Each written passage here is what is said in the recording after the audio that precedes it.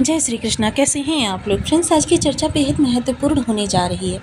आज हम चर्चा करने जा रहे हैं एक ऐसे ग्रह की जो कि देखिए इस समय पर परमावस्था में आ रहा है, लेकिन जैसे कि कल हमने मंगल के साथ इनके संबंध की चर्चा की थी, उसी तरीके से आज दो आध्यात्म गुरुओं के साथ इनकी किस तरीके से अवस्था रहने वाली है। शनि की भी चर्चा करेंगे, साथ में राहु की भी चर्चा करेंगे, क्योंकि इन दोनों के साथ भी दोनों ही ग्रहों का एक एक योग बना हुआ है, जिसकी वजह से इनका भी प्रभाव उस ग्रह पर पड़ता हुआ दिखाई देगा, जिसके साथ ही आप ये जान सकेंगे वास्तव में वह ग्रह आपके लिए किस तरीके के फलकारक ग्रह बनने जा रहा है।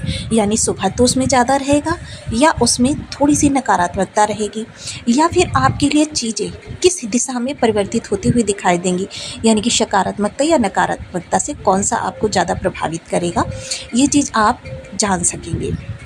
साथ में ही चर्चा करेंगे और भी कुछ योगों की। तो देखिए, बने रहिए हमारे साथ इस वीडियो में अंत तक, आपको बहुत कुछ जानने के लिए मिलेगा। वीडियो बहुत ज्ञानवर्धक होने वाला है। यदि आपके लग्न में 10 नंबर बना हुआ है तो ये राशिफल आपके लिए है। यदि कुंडली में कहीं भी चंद्रमा के साथ 10 नंबर बना हुआ है तो ये राशिफल आपके लिए। कुंडली ना होने की स्थिति में आप इसे नाम राशि से भी देख सकते हैं। यदि अभी तक आपने अपने इस चैनल को सब्सक्राइब नहीं किया है तो प्लीज़ सब्सक्राइब कर लीजिए, वीडियो को लाइक कर दीजिए, चैनल को शेयर कर दीजिए। इससे होगा क्या कि हमारे आने वाले हर वीडियो की नोटिफिकेशन मिल सकेगी आपको सबसे पहले। एक प्यारा सा कमेंट करना बिल्कुल ना भूलें। कमेंट से हमें बहुत मोटिवेशन मिलता है, हौसला मिलता है और ये पता चलता है कि आप और क्या जानना चाहते हैं। अगर यहाँ पे मैं चर्चा करूँ गुरु और शनि के संबंधों की, तो देखिए ये एक केंद्र योग बन रहा है जो कि बहुत ही शुभ होता है। एक दूसरे को लाभ प्रदान कर रहे हैं, एक दूसरे को अपनी शक्ति से समाहित कर रहे हैं। देखिए, गुरु जो कि षष्ठ भाव में आकर कारक विहीन हो जाते हैं, यानी कि षष्ठ भाव में गुरु ना तो शत्रुता के लिए ज़्यादा अच्छे माने जाते हैं, क्योंकि गुरु का स्वभाव जो होता है काफ़ी सौम्य होता है और ऐसा व्यक्ति शत्रुओं को परास्त करने के लिए कोई आक्रामक नीति नहीं अपनाता है, बल्कि वो स्वयं को शांत करने का प्रयास करता है कि स्वयं को सदाचार से परिपूर्ण या उसकी तरफ से उपेक्षापूर्ण तरीके से रहना चालू कर देता है, कि मतलब उसको किसी प्रकार का प्रत्युत्तर देने के लिए वो ज़रूरी नहीं समझता है, जो कि अगर सांसारिक दृष्टिकोण से देखें तो गलत होता है। क्योंकि सांसारिक दृष्टिकोण से अगर आप एक बार चुप रह जाते हैं, अपने विरोधी को उत्तर नहीं देते हैं, तो क्या समझा जाता है आपको कि आप बहुत कमज़ोर व्यक्ति हैं, फिर आपको और दबाया जाता है। सेम यही स्थितियाँ गुरु के साथ होती है। तो यहाँ पर जब शनि की आक्रामकता गुरु को प्राप्त हो जाएगी तो क्या होगा कि फिर वो चीज़ें जो होंगी टिट फॉर टैट वाली होंगी, जैसे को तैसा। यानी अगर आपके साथ कोई मित्रवत व्यवहार कर रहा है तो आप मित्रवत व्यवहार करेंगे। बस फ़र्क इतना होगा कि जब तक सामने वाला कुछ करेगा नहीं, आप उसको उत्तर देंगे नहीं। जब आपके सामने कोई विषम परिस्थिति आएगी, आप तुरंत डटकर खड़े हो जाएंगे।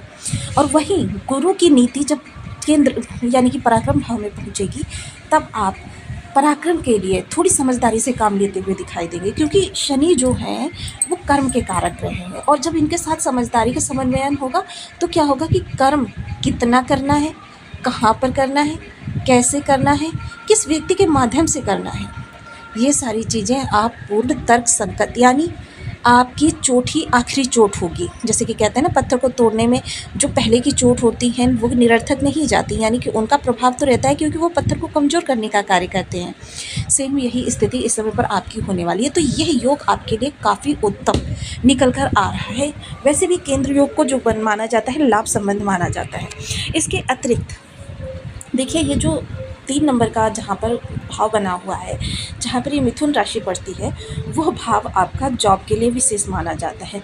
तो देखिए, गुरु यहाँ पर समझदारी तो आपको दे रहे थे, लेकिन कर्मठता यहाँ पर शनि की होती है। और शनि यहाँ पर आकर कारक ग्रह माने जाते हैं, क्योंकि उपचय भाव है ये 3, 6, 11 वो भाव होते हैं जो उपचय भाव के अंतर्गत आते हैं। और इनमें पराक्रम कारक ग्रह बैठकर आपके लिए बहुत ही अच्छे प्रभाव प्रदान करते हैं। तो आपके लिए देखिए, गुरु के हिसाब से भी और दोनों ही ग्रहों के लिए एक चीज़ जान लेनी बहुत आवश्यक है, दोनों ही नीति और सदाचार का पालन करने वाले ग्रह माने जाते हैं, और दोनों का ही बहुत विशेष प्रभाव आपके जीवन पर पड़ता हुआ देखा जा सकेगा। कॉम्पिटिटिव एग्ज़ाम के लिए कहें तो इस समय पर आपके बहुत अच्छा होता जा रहा है। और साथ ही साथ उन लोगों के लिए जिनके देखिए जॉब में किसी प्रकार की प्रतिस्पर्धा लगी हुई है, या भी किसी प्रकार का जीवन उनका, कहते हैं ना कि व्यापार है, इन दोनों चीज़ों से अगर जुड़े हुए हैं, और जाहिर सी बात है जब इन दोनों चीज़ों से जुड़े हुए हैं तो आपके प्रतिद्वंदी भी बहुत होंगे, तो उनके लिए इस समय पर किस तरीके का आपका व्यवहार होना चाहिए। मोस्टली क्या होता है, जब शनि देव का विशेष प्रभाव, एकमात्र शनि का प्रभाव होता है, तो व्यक्ति उनको आक्रामक रूप से जवाब देता है। लेकिन जब गुरु का एकमात्र प्रभाव होता है तो व्यक्ति अपनी स्किल्स को बढ़ाने लगता है। यहाँ पर व्यक्ति स्किल्स को भी बढ़ाएगा, अपनी बुद्धिमत्ता को भी दिखाएगा, तीसरा क्या, टिट फॉर टैट भी करेगा, यानी कि जैसे को तैसा। तो ये भी आपके लिए बहुत अच्छा हो रहा है। वहीं अब चर्चा कर लेते हैं राहु और गुरु के संबंधों की। राहु गुरु, देखिए मैंने आपको पूर्व में काफ़ी लंबे समय पहले एक चीज़ बताई थी कि राहु और गुरु दोनों को स्वभावगत अगर देखें तो एक सिक्के के दो पहलू। अगर इधर से देखिए तो गुरु, उधर से देखिए तो राहु, यानी परस्पर विरोधी। जो चीज़ें गुरु के लिए अति प्रिय हैं वो राहु के लिए काफ़ी दूर रहती हैं। यानी गुरु सकारात्मकता का प्रतीक है, राहु नकारात्मकता का प्रतीक है। दोनों ही ग्रह जो हैं वृद्धि कारक ग्रह हैं। जहाँ जीवन में आरंभ से लेकर मृत्यु तक हर जगह पर गुरु का कारकत्व होता है, वहीं राहु के लिए देखिए एक निगेटिविटी विशेष होती है, यानी आपके हर कार्य में विघ्न डालने का कार्य करते हैं। असुर प्रवृत्ति के हैं, तो देखिए इनको आसुरी चीज़ें बहुत पसंद होती हैं। और वही देव गुरु जो है देवत्व प्रवृत्ति के हैं। आखिर देव गुरु हैं, 13वें में सर्वोच्च स्थान है इनका, जिसकी वजह से क्या होता है कि मतलब देखिए, हालांकि ये योग जो बना हुआ है वो नवम पंचम योग है। नवम पंचम योग शुभत्व के दृष्टिकोण से बहुत ही उत्तम योग माना जाता है। और यहाँ पर राहु गुरु यानी नीति और आपकी रणनीति दोनों एक दूसरे से जुड़ रही हैं। नीति क्या होती है कि धर्म के अनुसार आचरण करते हुए, रणनीति वो होती है किसी भी कार्य को करने के लिए जो साम दाम दंड भेद अपनाया जाता है। तो यहाँ धर्म पर चलते हुए सही चीज़ की प्राप्ति के लिए सही दिशा में चारों तरफ से सोचकर और येन केन प्रकारेण वाले सिद्धांत अपनाए जाएंगे। देखिए रास्ता आपका कोई भी गलत नहीं होगा। इस दौरान जो भी रास्ते पकड़ेंगे वो आप बिल्कुल सही दिशा में पकड़ेंगे और सही सटीकता से उन पर प्रभाव करता हुआ देखा जाएगा। और मोस्टली अगर मैं कहूँ इस समय पर, अगर आप स्टेबल बिजनेस रखते हैं या आपके जीवन में स्ट्रगल नहीं है, तो इस दौरान आपके लिए बहुत बड़ा लाभ निकल कर आने वाला है। और अगर आपके जीवन में कोई स्ट्रगल चल रही है, वह स्ट्रगल अब धीरे धीरे शांत होती हुई दिखाई देगी, एकदम से चीज़ें परिवर्तित होती हुई दिखाई देगी। अब चलिए चलते हैं हम शुक्रदेव की तरफ। तो इनका नवम पंचम योग बन रहा है, कारक ग्रह हैं, पूरक ग्रह हैं। इन दोनों का नवम पंचम योग आपके लिए चीज़ों को बहुत अच्छा करता हुआ दिखाई देगा, धन ऐश्वर्य से भरता हुआ दिखाई देगा। सप्तम में शुक्र का होना ही बहुत उत्तम माना जाता है, क्योंकि ये सीधा लग्न को देखता है। और लग्न जब प्रभावित होती है शुक्र से, तो बेहद आकर्षक, बेहद प्रतिभावान और बेहद मनमोहक व्यक्तित्व का स्वामी व्यक्ति बन जाता है। खुद को बनाना, श्रृंगार करना, क्योंकि देखिए हमेशा हम एक चीज़ मानते हैं कि ये जो रंग रूप या शरीर की बाह्य बनावट है ये ईश्वर की दी हुई है, लेकिन शुक्र से प्रभावित जातक जो होता है उसका श्रृंगार करने में, उसको सजाने में ज़्यादा रुचि लेता है कि ईश्वर की दी हुई कला को और ज़्यादा निखार कर लोगों के सामने प्रेजेंट करना। अपने हाव भाव पर बहुत ज़्यादा ध्यान देंगे इस समय पर। अगर विवाह के योग्य उम्र है तो इस समय विवाह के छोटे से प्रयास से भी बड़ा रिजल्ट प्राप्त हो सकता है। और अगर विवाह संबंध आपके सही नहीं चल रहे थे तो वो विवाह संबंध भी अब सही होते हुए दिखाई देंगे। मिसअंडरस्टैंडिंग पूर्ण रूप से समाप्त हो जाएगी। वहीं प्रेम संबंधों को विवाह संबंधों में बदलने के लिए ये सबसे बेस्ट समय है। तो ये समय काल आपके लिए बहुत ही उत्तम कहा जा सकता है शुक्र और शनि के दृष्टिकोण से। धन के लिए इस समय किए गए प्रत्येक प्रयास में आपको, क्योंकि अगर अभी तक ये चीज़ मानकर चलिए कि अगर आपको अभी तक 10% सफलता दिखाई दे रही थी तो अब 20% सफलता दिखाई देगी। चर्चा में करूं अगर इस राहु शुक्र के योग की, तो यहाँ से थोड़ा सा दुर्योग आपके लिए निकल कर आ रहा है, क्योंकि ये षडाष्टक योग बन रहा है। राहु से छठे बैठे हुए हैं शुक्रदेव। हालांकि लेकिन देखिए षडाष्टक योग तो बना हुआ है, लेकिन ये गुरु हैं राहु के गुरु होने के कारण देखिए मैत्री संबंध है, प्रिय है एक दूसरे के, लेकिन फिर भी चीज़ें किस तरीके से निकल कर आएंगी। षडाष्टक योग जिस तरीके से नवम पंचम में शत्रु ग्रह एक दूसरे के लिए शुभ स्थितियों का निर्माण करते हैं, उसी तरीके से षडाष्टक योग में जो मित्र ग्रह होते हैं वो एक दूसरे के लिए समस्याएं उत्पन्न करते हैं।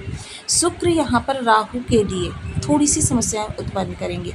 राहु से संबंधित कार्यों में धन को लेकर किसी भी प्रकार से देरी, विलंबिता या आपकी चोरी या इस तरीके की चीज़ें देखी जाएगी। किसी मित्र विशेष या कुटुंबी विशेष के द्वारा आपके धन का किसी भी प्रकार से अपव्यय कर देना, ये चीज़ें इस दौरान आपको बहुत ज़्यादा प्रभावित करती हुई देखी जाएगी। तो इसलिए देखिए, एहतियात के तौर पर इस दौरान किसी को आप धन ना दें और ना लें, क्योंकि ये समय काल थोड़ा-सा आपका लंबा रहेगा, लेकिन इस दौरान आपको इन चीज़ों की सतर्कता रखनी है।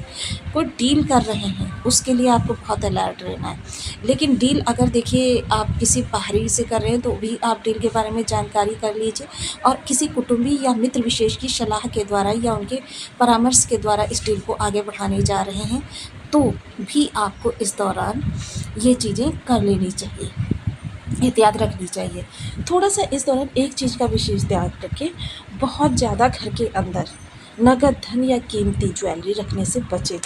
तो ये चीज़ें आपके लिए काफ़ी लाभप्रद रहती हुई दिखाई देंगी। इसके अतिरिक्त देखिए, इस दौरान आपको नवग्रहों के लिए मैं एक बहुत अच्छा उपाय बता रही हूँ।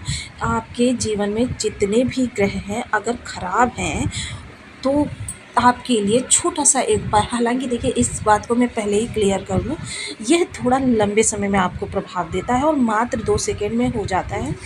थोड़ा-सा कच्चा दूध लीजिए प्रातः के समय, जब आप स्नान ध्यान से निवृत्त हो जाएँ, तो थोड़ा-सा कच्चा दूध लीजिए अपनी हथेली पर, क्योंकि देखिए इस हथेली के अंदर पूरे 9 ग्रहों का स्थान होता है और 9 ग्रहों का कारकत्व होता है। इसी से देखिए जीवन का हमारे जो लोग हस्तरेखा देखते हैं, विश्लेषण करते हैं कि आपके जीवन में किस समय पर कौन सी बड़ी घटना होने वाली है। तो ये बहुत अच्छी चीज़ है। तो इसके लिए आपको थोड़ा-सा कच्चा दूध हाथ में लेकर और इस पूरी मतलब हथेलियों को और उँगलियों को, सबको जिस तरीके से आप ऑयल का लेपन करते हैं, उस तरीके से इसको लेपन कर लीजिए 9 ग्रहों की, ये कामना करते हुए कि मेरे 9 के 9 ग्रह इस प्रयोग से अच्छे हो रहे हैं। मुझे